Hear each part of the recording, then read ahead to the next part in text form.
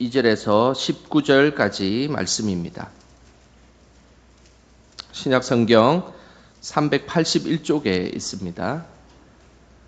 베드로전서 4장 12절에서 19절까지 말씀, 우리 함께 한 목소리로 말씀 읽겠습니다. 사랑하는 자들아, 너희를 연단하려고 오는 불시험을 이상한 일 당한 것 같이 이상히 여기지 말고 오히려 너희가 그리스도의 고난에 참여하는 것으로 즐거워하라. 이는 그의 영광을 나타내실 때에 너희로 즐거워하고 기뻐하게 하려 함이라. 너희가 그리스도의 이름으로 치욕을 당하면 복 있는 자로다. 영광의 영 곧 하나님의 영이 너희 위에 계심이라. 너희 중에 누구든지 살인이나 도둑질이나 악행이나 남의 일을 간섭하는 자로 고난을 받지 말려니와 만일 그리스도인으로 고난을 받으면 부끄러워하지 말고 도리어 그 이름으로 하나님께 영광을 돌리라. 하나님의 집에서 심판을 시작할 때가 되었나니 만일 우리에게 먼저 하면 하나님의 복음을 순종하지 아니하는 자들의 그 마지막은 어떠하며 또 의인이 겨우 구원을 받으면 경건하지 아니한 자와 죄인은 어디에 서리요. 그러므로 하나님의 뜻대로 고난을 받는 자들은 또한 선을 행하는 가운데에 그 영혼을 미쁘신 창조주께 의탁할지어다. 아멘. 오늘도 이른 아침 예배를 사모하여 나오신 우리 성도님들 늘 하나님의 은혜가 거하시고 그리고 하나님께서 도우시는 그 손길이 우리 성도님들의 삶의 자리자리마다 함께 하시기를 축복합니다. 한 왕이 역사학자를 불러 모았습니다. 그리고 나서 세계사를 한 권으로 압축하라는 명령을 내렸습니다. 역사학자들은 지금까지 역대의 역사들을 다 한 권으로 압축한다는 것은 참으로 힘든 일이었습니다. 그래도 왕의 명령이니까 세계사를 한 권으로 요약을 했습니다. 왕은 기쁜 마음으로 그 한 권으로 압축된 세계사를 처음부터 끝까지 쭉 읽어보았습니다. 그리고 나서 문득 왕에게 이런 마음이 들었습니다. 이 한 권으로 요약된 이 세계사를 단 한 줄로 요약하면 어떤 문장으로 완성할 수 있을까라는 고민에 빠졌습니다. 그리고 나서 다시 역사학자들을 불러 모았습니다. 이 책을 한 문장으로 만들었으면 좋겠다라고 다시 명령을 내렸습니다. 안 그래도 한 권으로 만든 것도 힘들었는데 한 문장으로 이 세계사를 요약한다는 것 너무나 힘든 일이고 골치 아픈 일이었습니다. 하지만 모두가 지혜를 모아서 한 문장을 만들었습니다. 그런데 이 문장을 만들고 나니까 역사학자들이 다 만장일치로 동의하게 되었습니다. 그것은 한 문장이 이런 내용입니다. 잘 들어보시길 바랍니다. 인류의 역사는 고난의 연속입니다. 이 한 문장이었습니다. 역사학자들이 생각하기에 모든 세계의 역사들은 고난이 연결이 되어 있고 그리고 그 고난과 함께 그것을 이겨나가려고 하는 역사, 그것이 인류의 역사다라는 것입니다. 그래서 인류의 역사는 고난을 뗄래야 뗄 수 없는 관계로 여겼던 것입니다. 우리 성경에는 어떻게 기록하고 있을까요? 성경에도 우리의 삶이 고난의 역사임을 말씀하고 있습니다. 시편 90편에 그 내용이 잘 나와 있는데 시편 90편은 모세가 120년간 살아가면서 하나님 앞에 깨달았던 말씀이 시편 90편의 말씀입니다. 그는 자신의 인생 가운데 시편 90편 10절에 이렇게 말씀하고 있습니다. 우리 화면을 보시면서 함께 읽겠습니다.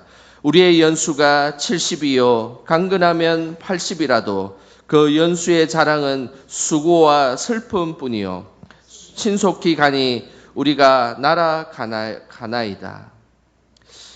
모세는 우리의 인생이 70년이다라고 말씀하고 있습니다. 그리고 강건해서 더 살면 80년이다라고 말씀하고 있습니다.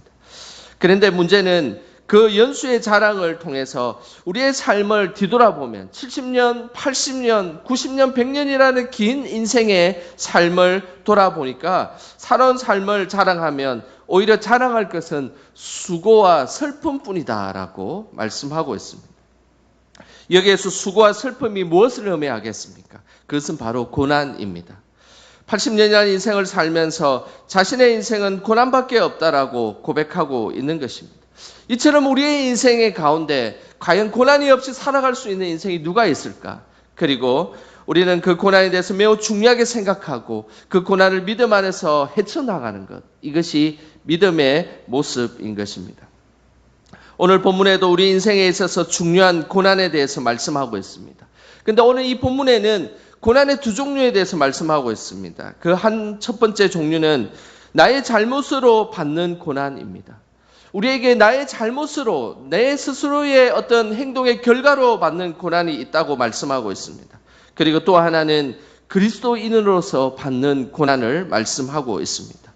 하나님께서 기뻐하시는 고난의 모습은 어떨까요? 그리고 우리가 그 고난을 통해서 하나님의 은혜를 받는 고난은 어떤 고난일까요? 그것은 바로 나의 잘못으로 인해서 받는 고난이 아니라 예수님을 믿는 것 때문에 받는 고난일 것입니다. 그렇다면 먼저 나의 잘못으로 인해서 받는 고난을 먼저 살펴보겠습니다. 15절 말씀입니다. 우리 15절 말씀 함께 읽겠습니다. 너희 중에 누구든지 살인이나 도둑질이나 악행이나 남의 일을 간섭하는 자로 고난을 받지 말려니와. 자신의 잘못으로 받는 고난을 오늘 15절에 쭉 열거하고 있습니다. 그 중에 살인, 도둑질, 악행에 대해서 먼저 말씀하고 있습니다. 로마 시대에 살인을 저지른다라는 것은 아주 혹독한 처형에 임하게 되었습니다. 살인 중에서 특별히 존속살인을 저지른 사람들은 사형수를 큰 자루에 집어넣어가지고 강에 그냥 빠뜨렸습니다. 그런데 그 자루에 그냥 사람만 넣은 것이 아니라 뱀과 혐오스러운 동물을 같이 집어넣어가지고 고통 가운데 떨어지는 순간에도 고통을 느끼고 그리고 강 속에 빠져서 허우적거리는 고통까지 감내하도록 살인자에 대해서 처형을 그런 모습으로 처형을 한 것입니다. 그 외에도 살인을 저지르면 십자가 처형이나 맹수의 먹이가 되게 하였습니다. 뿐만 아니라 로마 시대에 남의 물건을 훔친 도둑들은 물건을 훔친 그 주인에게 노예가 되게 하는 그런 제도도 있었습니다. 그러니 물건을 훔치고 난 뒤에 그 결과로 그가 살아가는 삶의 고난은 엄청난 고난이었을 것입니다. 또한 악행을 저지른 사람은 그 악행의 정도에 따라서 이에는 이, 눈에는 눈, 이런 방식으로 대갚아주는 벌을 받았습니다. 이처럼 이 땅에 살아가는 삶에 살인을 저지르거나 도둑질을 하거나 악행을 하는 그 삶이 얼마나 그들에게 고난의 삶이었겠습니까? 그런데 오늘 본문에는 아주 특이한 죄를 하나 우리에게 말씀하고 있습니다. 그것은 바로 남의 일을 간섭하는 자라는 말씀입니다. 다른 것들은 우리가 이해되지 않습니까? 살인을 저지르는 것, 돈을 훔치는 것, 악행을 행하는 것, 이것은 우리가 잘 아는 그런 죄악의 모습인데요. 오늘 본문에는 남의 일을 간섭하는 것도 죄라고 말씀하고 있습니다. 남의 일을 간섭한다고 해서 그것을 죄로 규정하는 것은 참으로 독특한 말씀입니다. 당시 남의 일을 간섭하는 사람은 문자적으로 타인에 대해서 감독자의 위치에 서 있는 사람, 타인에 대해서 감독자처럼 그 사람을 좌지우지하는 사람을 오늘 이 본문에는 남의 일을 간섭하는 자라고 말씀하고 있습니다. 그런데 이것은 조금 더 소극적인 의미이고 더 적극적으로 해석하면 남의 돈을 남용하거나 훔치는 사람, 이것이 남의 일을 간섭하는 사람입니다. 그래서 단순히 남의 일에 말로 참견하는 정도가 아니라 남의 것을 가로채고 정신적, 물질적 피해를 끼치는 사람, 그 사람을 남의 일을 간섭하는 사람이다라고 말씀하고 있는 것이죠. 결국 사람을 죽이는 살인이나 남의 것을 훔치는 도둑질이나 악을 행하는 일이나 그리고 남의 일을 간섭하는 이런 것들을 통해서 받는 고난은 자신이 잘못해서 받는 고난입니다. 이것이 하나님께서 원하시는 고난일까요? 그렇지 않습니다. 하나님께서 원하시는 고난은 그런 고난이 아닙니다. 그래서 사도 베드로는 자신이 잘못해서 받는 고난을 받지 말라라고 말씀하고 있는 것입니다. 자신의 잘못으로 받는 고난이 아니라 하나님은 우리가 예수님을 믿는 이유 하나만으로 고난을 받게 될 것을 말씀하고 있습니다. 이것이 하나님께서 원하시는 고난이기 때문에 오늘 14절에는 그런 행동을 하는 하나님의 이름으로 고난받는 자들을 향해서 복 있는 자다라고 말씀하고 있습니다. 고난을 복으로 바꾸는 사람, 그 사람이 바로 믿음의 사람인 것입니다. 오늘 본문에는 고난을 복으로 바꾸는 세 가지를 말씀하고 있습니다. 먼저 12절에 그 내용이 나와 있습니다. 우리 12절 같이 함께 다시 읽어보겠습니다. 사랑하는 자들아, 너희를 연단하려고 오는 불시험을 이상한 일 당하는 것 같이 이상히 여기지 말고, 우리의 천한 고난을 복으로 바꿀 수 있는 아주 중요한 방법은 고난에 대해서 이상히 여기지 말라라고 오늘 말씀하고 있습니다. 여기서 이상히 여기지 말라라는 것은 낯선 사람으로 여기지 말라라는 의미입니다. 고대 사회에서는 낯선 사람이 마을에 도착하면 그 사람을 경계하고 적대시합니다. 현대 사회는 새로운 사람들이 유입되고 그 사람들과 함께 살아가기 때문에 낯선 사람에 대해서 궁금하게 생각하지만 그 사람을 경계하거나 아주 무서운 사람으로 여기지는 않습니다. 그러나 고대 사회에서는 항상 그곳에만 머물러 있고 평생 그곳에 살기 때문에 낯선 사람이 등장하면 그 사람을 항상 경계하고 그리고 적대시하는 것이 그들 사이의 모습이었습니다. 오늘 하나님께서 말씀하시기를 이상히 여기지 말라. 고난이 찾아왔을 때 이상히 여기지 말라는 것은 그 고난이 찾아왔을 때 마을에 낯선 사람이 온 것처럼 여기지 말라라는 의미입니다. 다시 말해서 고난을 낯선 사람이나 정탐꾼으로 여기지 말고 자신의 가족이나 친척처럼 친숙하게 받아들여라라는 말씀입니다. 당시 베드로전서가 써질 시대에 그리스도인들이 고난을 당하는 것은 매우 친숙한 일이고 흔한 일이었습니다. 박해 중에서 감옥에 투옥되기도 하고 맹수의 밥이 되기도 하고 심지어 역사의 문헌책에 보면 네로 황제 때는 사람을 산채로 기름을 짜서 특별히 기독교인들을 산채로 기름을 짜서 그 기름으로 정운의 불을 밝혔다라고 기록되고 있습니다. 아주 잔인한 고난들이 이스라엘 백성들 그리고 믿음을 향한 자들을 향해서 일어났습니다. 그러니 소아시아에 살아가고 있는 그들에게 고난이라는 것은 친숙하지만 감당하기 힘든 고난이었습니다. 이런 어려운 고난을 이상히 여기지 말고 가족처럼 받아들여라 말씀, 참으로 쉽지 않은 말씀입니다. 그렇지만 그 속에 고난이 복이 된다라고 말씀하고 있습니다. 이것을 복음주의 신학자인 C.S. 루이스는 이렇게 말씀하고 있습니다. C.S. 루이스는 이렇게 이야기합니다. 고난은 주님 주시는 변장된 축복이다. 고난이라는 것은 주님이 주시는 축복이긴 한데 이것은 그냥 바로 축복처럼 보이는 것이 아니라 변장된 것, 뭔가 변형된 것이다라고 이야기하고 있는 것입니다. 고난 그 자체는 고통이고 우리 삶에 낯선 것이지만 궁극적으로 하나님이 주신 것이기 때문에 고난은 축복이다라고 말씀하고 있습니다. 왜냐하면 그 고난은 우리의 믿음을 성숙시키기 때문입니다. 고난이라는 것은 우리를 힘들게 만듭니다. 그리고 어쩌면 믿음을 포기하게 만들고 하나님이 살아계시느냐라고 우리에게 질문하게 되는 것입니다. 그러나 그 고난을 잘 이겨나가면 이제 그 고난을 통해서 주시는 그 하나님의 성숙함 그리고 하나님께 주시는 그 은혜를 우리는 받을 수 있는 것입니다. 어린아이가 아프고 나면 그들이 한층 성장하는 것처럼 고난이라는 것은 우리의 믿음을 성숙시키는 힘을 가지고 있습니다. 우리가 좋은 일이 있고 평안할 때 기도를 많이 하십니까? 힘들고 어려운 일이 있을 때 기도를 많이 하십니까? 우리는 일이 잘 될 때 눈물로 기도하십니까? 일이 내 생각대로 되지 않고 손해볼 때 눈물로 기도하십니까? 건강하고 내가 하고 싶은 운동이 잘 될 때 기도를 많이 하십니까? 갑자기 음식을 못 먹고 갑자기 걷지 못할 때 기도를 많이 하십니까? 우리는 연약하기 때문에 대부분 후자일 때 기도를 많이 하게 되어 있습니다. 우리는 다 그렇습니다. 힘든 일이 있고 어려운 일이 있을 때 기도를 더 많이 하지 좋은 일이 있을 때 하나님의 성전에 와서 펑펑 울면서 하나님의 은혜에 감사하는 경우는 일생에 많이 있지 않다는 사실입니다. 그만큼 우리는 연약하고 우리는 하나님 앞에 그렇게 기도하는 모습이 우리의 모습입니다. 그렇기 때문에 하나님께서 우리에게 고난을 주시는 것입니다.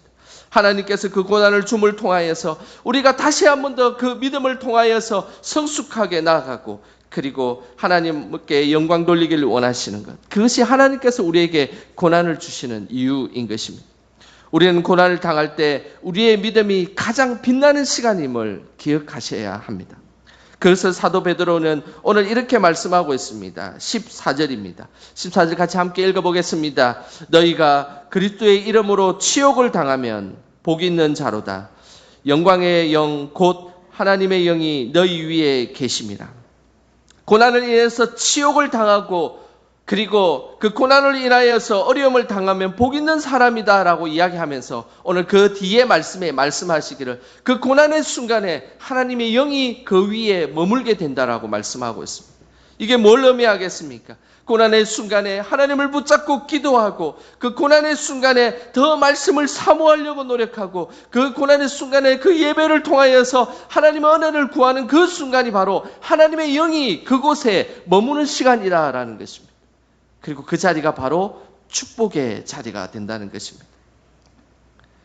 하나님께서는 우리가 그 고난에 대해서 낯설어 하거나 이방인 취급하지 말기를 강력하게 말씀하고 있습니다. 그 고난의 시간에 하나님 앞에 더 가까이 나아감을 통해서 하나님의 영이 임하는 그 복된 시간을 맞이할 때 그 고난을 복으로 바꿀 수 있는 능력이 그곳에 나온다라고 말씀하고 있는 것입니다. 늘 고난을 복으로 바꾸는 저와 여러분 되시길 주님의 이름으로 축복합니다. 두 번째로 그리스도로 말미암아 받는 고난을 복으로 바꾸기 위해서는 오늘 13절에 이렇게 말씀하고 있습니다. 우리 13절 말씀 함께 읽겠습니다. 오히려 너희가 그리스도의 고난에 참여하는 것으로 즐거워하라. 이는 그의 영광을 나타내실 때에 너희로 즐거워하고 기뻐하게 하려 함이라. 오늘 하나님께서 고난을 당한 성도들에게 말씀하시기를 고난이 찾아오면 어떻게 하라고 말씀하고 있습니까? 기뻐하라라고 말씀하고 있습니다. 고난을 단순히 즐거워하는 그 수준으로 머무는 것이 아니라 더 적극적으로 기뻐하라라고 말씀하고 있습니다. 여기서 기뻐하라는 이 헬라어는 아갈리아오라는 단어를 씁니다. 이 아갈리아오라는 단어는 단순히 그냥 기뻐서 웃는 정도가 아니라 기뻐서 막 날뛰고 방방 뛰는 모습, 이 모습이 아갈리아오라는 말씀입니다. 그리고 열광적인 환희를 표현하는 것이죠. 기쁨을 표현하는 최상급의 표현입니다. 우리는 고난을 낯설지 않고 당연한 것으로 받아들이는 것은 어느 정도 우리가 수용할 수 있는 것이지 않습니까? 그런데 어떻게 고난에 대해서 기뻐 뛸 수가 있을까요? 지금 고난을 당하고 있는 사람에게 찾아가가지고 그 고난을 하나님이 주신 것입니다. 나와 함께 기뻐 뜁시다. 이렇게 이야기를 하면 어떻게 될까요? 쉽지 않은 이야기입니다. 이 말씀을 우리가 받아들인다는 것, 그리고 아멘으로 화답한다는 것, 얼마나 어려운 일이겠습니까? 참으로 쉬운 말씀이 아닙니다. 왜냐하면 인간의 힘으로는 불가능하기 때문입니다. 사도 베드로도 처음부터 고난을 기뻐하지 않았습니다. 그는 고난을 이해조차 하지 못했던 인물이 사도 베드로입니다. 마태복음 16장에 보면 예수님께 제자들을 다 불러 모아놓고 내가 이제 고난을 받게 될 것이다, 십자가를 지게 될 것이다 라고 이야기를 하게 되었습니다. 그때 베드로는 어떤 반응을 보였습니까? 마태복음 16장 22절을 읽어보겠습니다. 베드로가 예수를 붙들고 항변하여 이르되 주여 그리 마옵소서, 이 일이 결코 주께 미치지 아니하리이다. 예수님께서 십자가의 고난을 지게 될 것이고 나중에 부활할 것에 대한 그 고난의 이야기를 하게 되었을 때 베드로는 예수님을 붙들고 항변하였습니다. 여기서 항변했다는 이 말은 예수님을 꾸짖고 책망했다는 아주 강력한 말입니다. 얼마나 예수님의 말에 화가 났으면 예수님을 꾸짖고 책망하는 말투로 십자가의 고난은 결코 주님께 미치지 못할 것입니다 라고 이야기를 했던 것입니다. 고난에 대해서 기뻐하기보다 이해하지도 못하고 화를 내었던 인물이 바로 베드로였습니다. 하지만은 고난을 이해한 사도 베드로는 사도행전 5장에 달라진 모습을 보였습니다. 사도행전 5장에 보면 사도들이 그 당시에 옥에 갇히기도 하고 그리고 어려운 일에 처하게 되었습니다. 하지만 예루살렘 공회에 담대하게 사도 베드로는 복음을 전했습니다. 그뿐만 아니라 그 일들이 있은 후에 사도들을 공회의 사람들이 죽이려고 했고 채찍질을 했습니다. 이런 절체절명의 순간에 사도 베드로는 어떤 모습으로 변화하였을까요? 사도행전 5장 41절에 그 내용이 나옵니다. 우리 5장 41절 같이 화면을 보시면서 함께 읽겠습니다. 사도들은 그 이름을 위하여 능욕받는 일에 합당한 자로 여기심을 기뻐하면서 공회 앞을 떠나니라. 사도 베드로는 자신의 고난과 능욕받는 것에 대해서 기뻐하였다라고 말씀하고 있습니다. 사도행전 5장 41절은 너무 점잖하게 표현되어 있습니다. 원어적으로 표현하면 그들이 고난과 능욕을 받는 그 순간에 기뻐 뛰고 소리치면서 공회 앞을 떠났다라는 것입니다. 여기에서 매우 중요한 질문을 우리가 하나 던질 수 있습니다. 그것은 어떻게 고난을 제대로 이해하지 못했던 사도 베드로가 이제 그 고난에 대해서 기뻐하는 자로 바뀔 수 있었을까요? 어떻게 그럴 수가 있을까요? 고난이 무엇인지도 이해하지 못했고, 그리고 이해한다고 했어도 그것이 기뻐할 일을, 그리고 그것에 대해서 기뻐 뛰며 환희를 발휘할 그런 고난이 아니지 않습니까? 어떻게 그가 그 순간에 고난에 대해서 기뻐하는 사람으로 바뀔 수 있었을까요? 오늘 그 놀라운 비밀이 13절에 나옵니다. 우리 13절 좀 전에 읽었지만 다시 한 번 더 읽어보겠습니다. 오히려 너희가 그리스도의 고난에 참여하는 것으로 즐거워하라. 이는 그의 영광을 나타내실 때에 너희로 즐거워하고 기뻐하게 하려 함이라. 오늘 베드로가 고난에 대해서 기뻐할 수 있고 즐거워할 수 있는 것에 아주 중요한 비밀이 참여라는 단어입니다. 여기에서 보시면 그리스도의 고난에 참여하는 것으로 즐거워하라. 이 참여라는 이 단어는 코이노니아라는 단어입니다. 이것은 교제한다라는 의미입니다. 사도 베드로가 하나님 앞에서 그 고난을 기뻐 뛸 수 있었던 것은 예수님과의 코이노니아의 그 참여의 관계, 교제의 관계가 일어났기 때문입니다. 다시 말해서 자신의 힘으로 그 고난을 기뻐한 것이 아니라 깊은 하나님과의 영적 교제, 그리고 하나님과의 깊은 그 참여의 모습을 통하여서 기뻐하게 되었다라는 말씀입니다. 그래서 고난에 기뻐할 수 있는 아주 중요한 비밀은 그 사람이 그 순간에 예수님과 참여하고 있느냐, 예수님과 교제하고 있느냐, 예수님의 임재를 느끼고 있느냐, 예수님과 함께 기도하고 있느냐가 바로 그 사람이 고난 속에서 그냥 낭망하는 모습이 아니라 기뻐하는 모습으로 바뀔 수 있는 영적 비결인 것입니다. 베드로는 3번이나 예수님을 부인한 것에 대해서 늘 죄책감을 가지고 있었습니다. 하지만 예수님이 부활하신 후에 베드로는 그의 죄책감을 모두 예수님께서 해결해 주셨습니다. 이것은 영적 교제를 통해서 이루어진 것입니다. 나의 죄와 나의 연약함이 예수님의 교제를 통해서 오히려 믿음의 담대함으로 바뀌게 되는 것입니다. 그리고 죽을 수밖에 없었던 우리 자신이 예수님 지신 십자가의 고난에 동참하는 것, 영적 참여와 영적 교제를 통해서 일어나는 것은 매우 영광스러운 일이지 않습니까?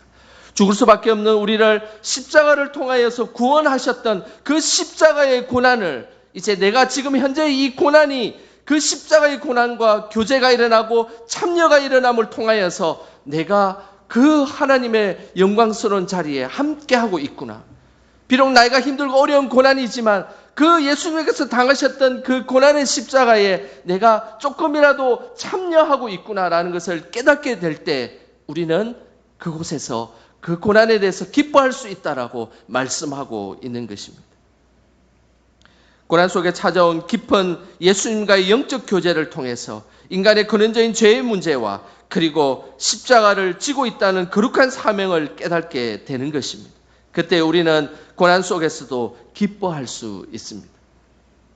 고난이 찾아올 때 우리는 더 깊은 하나님의 교제 속으로 들어가시기를 바랍니다. 힘든 일이 찾아올 때 더 깊은 하나님의 기도 속으로 그리고 그 임재 속에 들어가시기를 바랍니다. 그때에 우리의 문제를 해결해 주시고 사명을 주시는 그 하나님을 만나게 될 것입니다.